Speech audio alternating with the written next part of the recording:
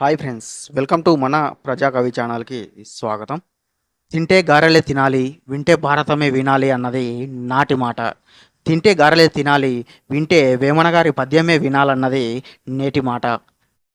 Hi friends, మన సమాజంలో చాలా రకాల దానాలు ఉన్నాయి. భూదానము, గోదానము, రాజ్యదానము, డబ్బు దానము, వస్తుదానము, చిత్రంగా కన్యాదానము. సో సమాజంలో ఇన్ని రకాల దానాలు ఉండగా కొంతమంది మహాత్ములు లేదంటే పెద్దలు ఎందుకని అన్ని దానాలలోకి వెళ్ళా అన్నదానమే గొప్పదని ఎందుకు చెప్తారు? అసలు అన్నదానం వెనక ఉన్నటువంటి ప్రాముఖ్యత ఏమిటి? ఎందుకని మన మానవ జీవితంలో అన్నదానానికి ఇంత ప్రాముఖ్యత ఉంది?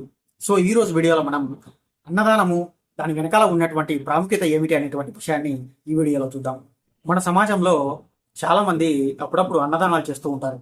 కొంతమంది వారి వారి పేరు మీద, ఇంకొంతమంది వారి తల్లిదండ్రుల పేరు మీద, ఇంకొంతమంది వారి పుట్టినరోజులు అని చెప్పి, లేదంటే వారి పేరెంట్స్ యొక్క చనిపోయిన రోజును, ఇంకొంతమంది దేవుళ్ళ పేరు మీద. సో ఈ విధంగా కొంతమంది గుళ్ళో, ఇంకొంతమంది కార్యక్రమాలు జరిగే దగ్గర అన్నదానాలు చేస్తూ ఉంటారు.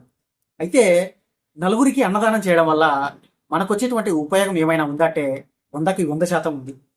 ఎందుకంటే ఈ భూమి పైన ఎన్ని లక్షల జీవరాశులు అయితే ఉన్నాయో అందులో ప్రతి ఒక్క జీవరాశికి ముఖ్యమైనటివి 3 ఉంటాయి. 1 నిద్ర, 2 ఆకలి, 3 సంభోగం. అయితే ఇన్ని లక్షల జీవరాశుల్లో కొన్ని మనకు తెలియనటువంటి కొన్ని జీవరాశులు అసలు సంభోగం చేయకుండానే పుట్టుక నుండి చావు వరకు వాటి యొక్క జీవితాన్ని ముగిస్తాయి. అదేవిధంగా ఇంకొన్ని జీవరాశులు అయితే మనకు తెలియకుండానే పుట్టుక నుంచి చావు వరకు ఎక్కడ నిద్రపోకుండానే వాటి జీవితాన్ని ముగిస్తూ ఉంటాయి. కానీ ఈ భూమిపై ఉన్నటువంటి లక్షల జీవరాశుల్లో ఏ ఒక్క జీవరాశి కూడా ఆహారం తీసుకోకుండా బ్రతకదు. అందుకే ప్రతి ఒక్క జీవరాశికి ఆహారం అన్నది, అన్నం అన్నది అంత ముఖ్యం.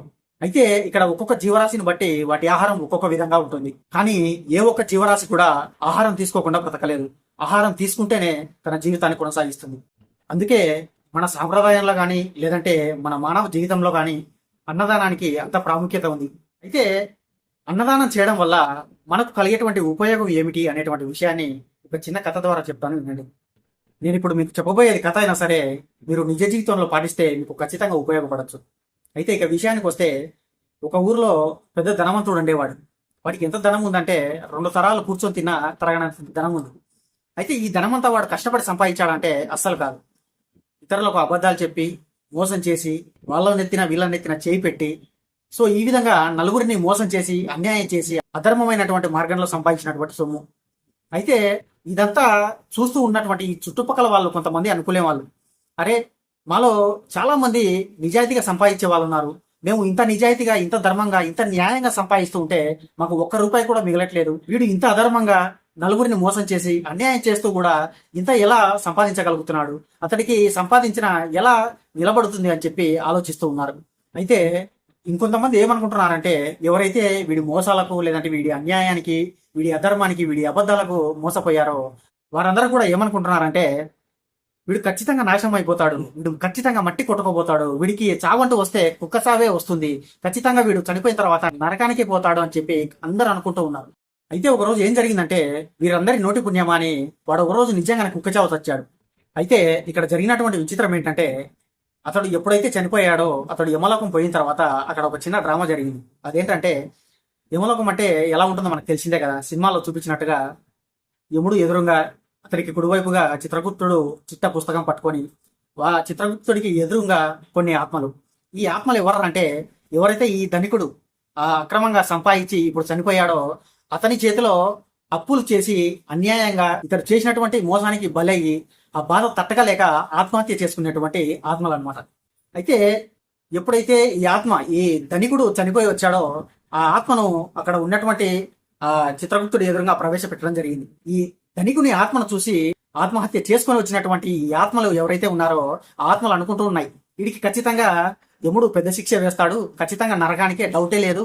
ఎందుకంటే వీడు మమ్మల్ని భయంకరంగా మోసం చేశాడు, లేనిపోని అబద్ధాలు చెప్పి నాన్నెత్తిన పక్కవాడిని ఎత్తిన చేపెట్టి మోసం చేసి కోట్లకు కోట్లు, లక్షలకు లక్షలు దండుకున్నాడు అని చెప్పి వీడికి ఖచ్చితంగా నరకమే పక్కా అని చెప్పి ఫిక్స్ అయిపోతారు.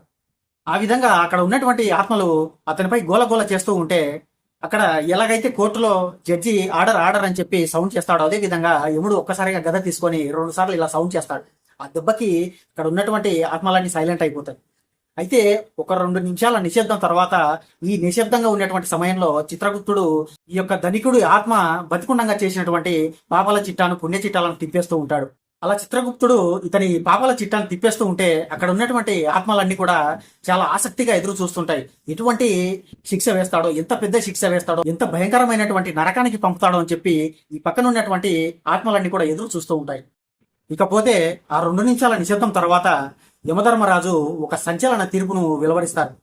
అదేంట్రా అంటే, ఎవరైతే బ్రతికున్నప్పుడు అధర్మంగా అన్యాయంగా ఇతరులను మోసం చేసి ధనికుడిగా మారి ఈరోజు చనిపోయి యముడి ముందు అందరి ముందు నిర్దోషిగా నిలబడ్డాడో అతనికి అనుకోకుండా అమరలోకం ప్రాప్తిస్తుంది. దానితో అక్కడ ఉన్నటువంటి ఆత్మలు, అక్కడ ఉన్నటువంటి సభలో ఉన్నటువంటి అందరూ కూడా ఒక్కసారిగా షాక్ అయిపోతారు.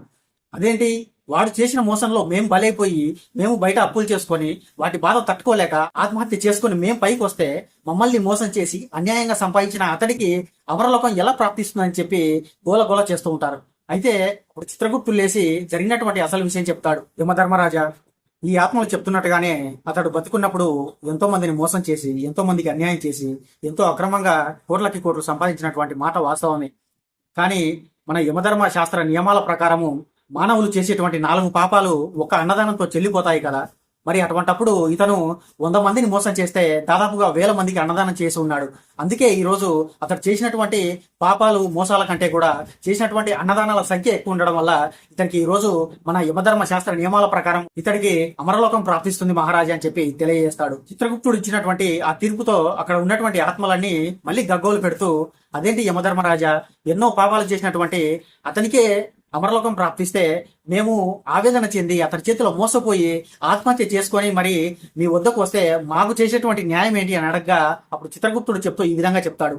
చూడండి, అతడు చూపినటువంటి అధిక వడ్డీ ఆశకు అత్యాశకు పోయి మీరు బయట అప్పులు తెచ్చి అతడి చేతిలో మోసపోయి ఈ రోజు ఆ అప్పులు తాళలేక, ఆ ఆవేదన తట్టుకోలేక మీరు ఆత్మహత్యలు చేసుకొని ఇక్కడికి రావడం జరిగింది. అసలు ఆత్మహత్య మహాపాపం కదా. పైగా మీరు బ్రతుకున్నంత కాలం ఎవరికి కూడా అన్నదానం చేయలేదు. అందుకే మీరు తప్పకుండా నరకానికి పోవుదరని చెప్పి చిత్రగుప్తుడు చెప్పడం జరుగుతుంది. సో ఫ్రెండ్స్, ఇది జరిగింది. ఇక్కడ నేను ఈ కథ చెప్పడంలో ఉద్దేశం ఏంటంటే, మీరు కూడా అన్యాయాలు, అధర్మాలు, దౌర్జన్యాలు, మోసాలు చేసి నలుగురికి అన్నదానం చేసి చేతులు కడుక్కోమని కాదు. ఇక్కడ కేవలం నేను అన్నదానానికి ఉండేటువంటి ప్రాముఖ్యతను వివరించడానికి మాత్రమే చిన్న కథ చెప్పడం జరిగింది. సో నేను చెప్పినటువంటి కథను గమనించండి. నేను చెప్పిన కథలో ఎన్నో దౌర్జన్యాలు, మోసాలు చేసి అన్నదానం చేసినటువంటి ఆ వ్యక్తికి అమరలోకం ప్రాప్తిస్తే, మీ జీవితంలో సత్యాన్ని, ధర్మాన్ని, న్యాయాన్ని పాటిస్తూ నిజాయితీగా బ్రతుకుతూ మరియు ఆ పైన అన్నదానాలు చేసిన వారికి ఇంకా ఎన్ని కీర్తి ప్రతిష్టలు లభిస్తాయో ప్రత్యేకంగా చెప్పనవసరం లేదు. సో ఇది ఫ్రెండ్స్, విన్నారు కదా, మానవ జీవితంలో అన్నదానానికి ఉన్నటువంటి ప్రాముఖ్యత ఎటువంటిది, అదేవిధంగా నలుగురికి అన్నదానం చేసిన వారికి ఎటువంటి స్థానం లభిస్తుంది అనేటువంటి విషయాన్ని చూశారు కదా. సో ఇదే విషయాన్ని యోగి వేమన గారు చెప్పినటువంటి ఒక చక్కటి పద్యం ద్వారా తెలుసుకుందాం. అన్నదానమునకు నదిక సంపద కలిగి అమరలోక పూజ్యుండవును మీరి అన్నమగును బ్రహ్మ మదికనలేరయ విశ్వదావిరామ వినురవేమ. అంటే ఫ్రెండ్స్, ఇక్కడ చూడండి, అన్నదానమునకు అధిక సంపద కలిగి అన్నాడు. ఇక్కడ ఎవరైతే అన్నదానం చేస్తారో వారికి అధిక సంపదలు కలుగుతూ ఉంటాయి అని చెప్పి దాని భావం. ఇక్కడ అధిక సంపద అంటే కేవలం డబ్బు మాత్రమే కాదు, పేరు ప్రఖ్యాతలు, కీర్తి ప్రతిష్టలు అనేటివి కలుగుతూ ఉంటాయని చెప్పి దాని అర్థం. నేను చెప్పినటువంటి కథలు కూడా చూడండి, అతని చుట్టూ ఉన్న వాళ్ళంతా అతన్ని చూసి ఆశ్చర్యపోతూ ఉంటాడు.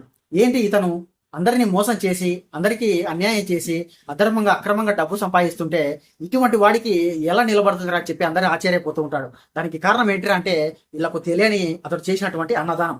అన్నదానం చేసినందుకే అతడికి తరగనంత ఆస్తి. ఒకవేళ అన్ని దానాలు చేసినా కూడా అతనికి ఎక్కడ కూడా పేరు ప్రఖ్యాతలు తగ్గకపోవడము. అదే విధంగా అతడు ఎన్ని దానాలు చేసినప్పటికీ అతని దగ్గర సంపద తరిగిపోలేదు, పైగా అధిక సంపద కలుగుతూ ఉంది. అలా వారి జీవితంలో అన్నదానం చేసిన వారికి ఎటువంటి గుర్తింపు లభిస్తుందంట 2వ పాదంలో చెప్తున్నాడు. అమరలోక పూజ్యుండవును మీరి అన్నాడు. అంటే అటువంటి వాడు ఎవరైతే అన్నదానం చేస్తాడో అటువంటి వాడు అమరలోకంలో కూడా దేవతల చేత కూడా పూజింపబడతాడు అని చెప్పి దాని భావం. అందుకే నేను చెప్పినటువంటి కథలో కూడా చూడండి, అతడు చనిపోయిన తర్వాత అతడు చేసినటువంటి అన్నదానం వల్ల, అన్నదాన ఫలితం వల్ల అతడికి ఏకంగా అమరలోకంలోనే ప్రవేశం దొరుకుతుంది. అక్కడికి వెళ్ళిన తర్వాత కూడా అతడు ఎంతో అధిక అన్నదానం చేసిన వాడిగా అతనికి గుర్తింపు లభించి సాక్షాత్తు ఆ దేవతల చేతనే అతడు పూజింపబడతాడు. అందుకే అమరలోక పూజ్యుండవును మీరి అన్నాడు. ఇక్కడ మీరి అంటే అంతటి ఉన్నతమైనటువంటి స్థాయిని పొందుతాడు అని చెప్పి దాని భావం. ఇకపోతే 3వ పాదంలో అన్నమగు బ్రహ్మ మదికనలేరయ్య విశ్వదాభిరామ వినురవేమ అన్నాడు. ఇక్కడ చూడండి, అన్నమగు బ్రహ్మ మది కనలేరయ్యా అన్నాడు. మనము ఎక్కడైనా హాస్టల్స్లో కానీ, లేదంటే హోటల్స్లో కానీ, లేదంటే ఎక్కడైనా అన్నదానం చేసే దగ్గర కానీ వెళ్తే గోడలపై ఒక సెంటెన్స్ రాసి ఉంటుంది. అదేంటంటే, అన్నం పరబ్రహ్మ స్వరూపం, దానిని వృధా చేయరాదు, లేదంటే పాడవేరాదు అని చెప్పి రాసుతారు. ఎందుకు? అన్నము సాక్షాత్తుగా మన కంటికి కనపడేటువంటి బ్రహ్మస్వరూపం అని చెప్పి దాని భావం. అందుకే అన్నమగు బ్రహ్మ అది కనలేరు అని చెప్పి చెప్తున్నాడు.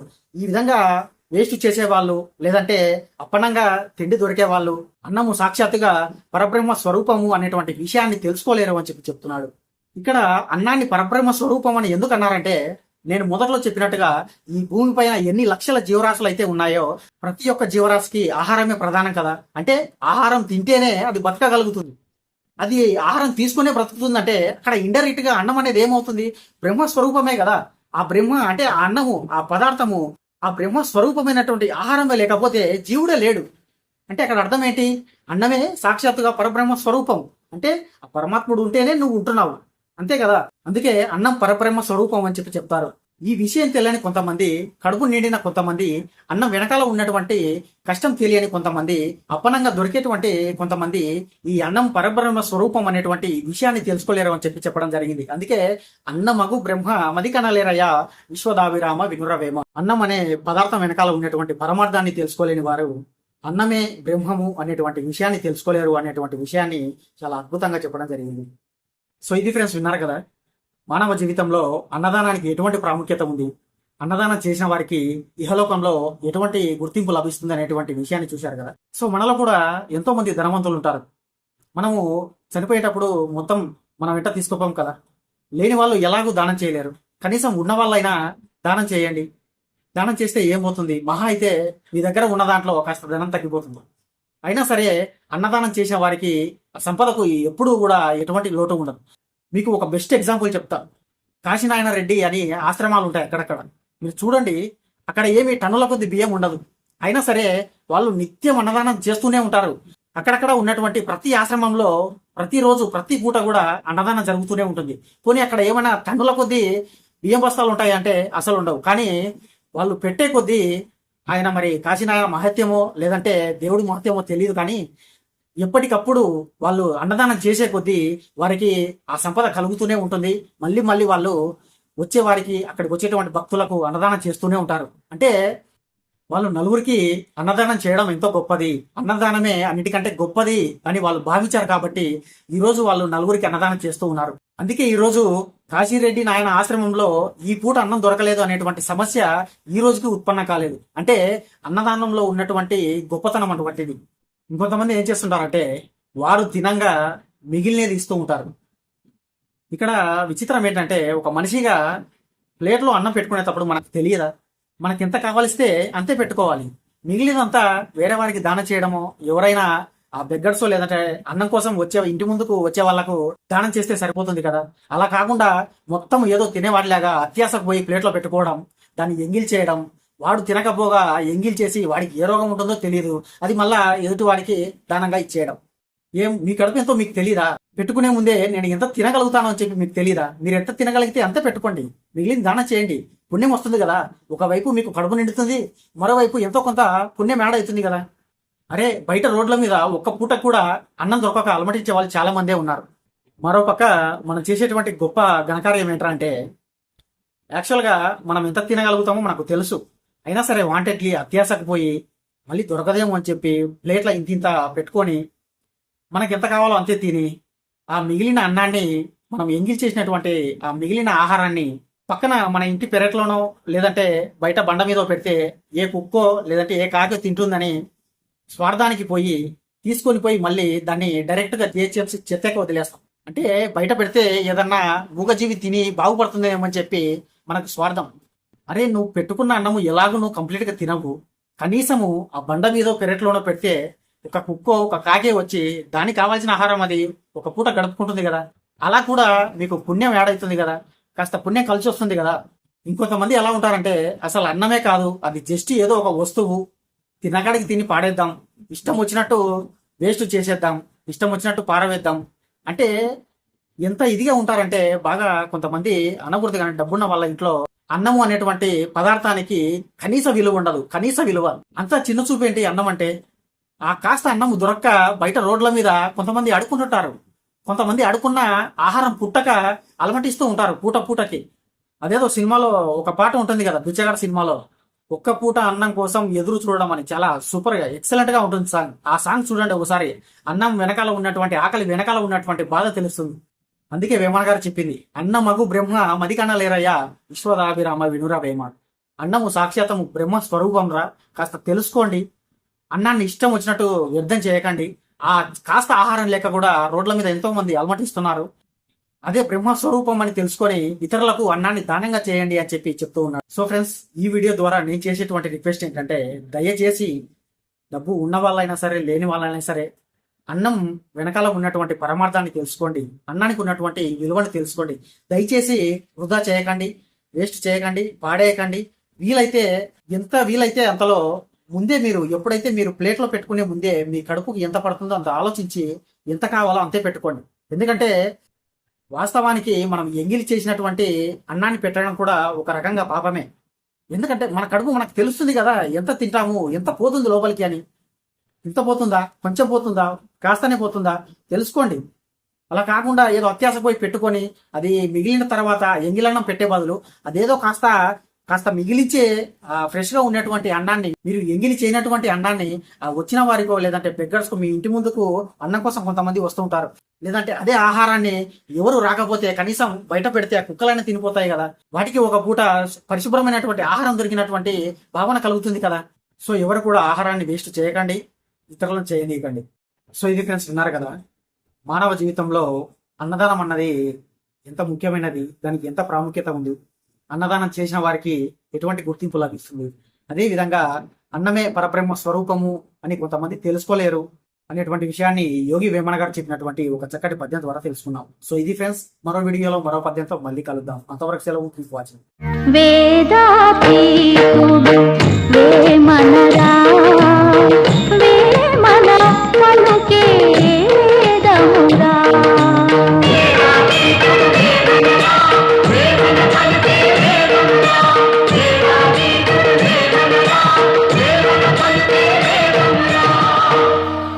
ఫ్రెండ్స్, ఈ వీడియో మీకు నచ్చినట్లయితే లైక్ చేయండి, నచ్చకపోతే షేర్ చేయండి. ఈ ఛానల్ మీకు ఎంతో కొంత యూజ్ అవుతుందంటే మాత్రం సబ్స్క్రైబ్ చేసుకోండి. ఓపికతో విన్నందుకు ధన్యవాదాలు. వేమన గారి ఆశీస్సులు ఎల్లప్పుడూ మీపై ఉండాలని కోరుకుంటూ ఇట్లు మీ ప్రజాకవి.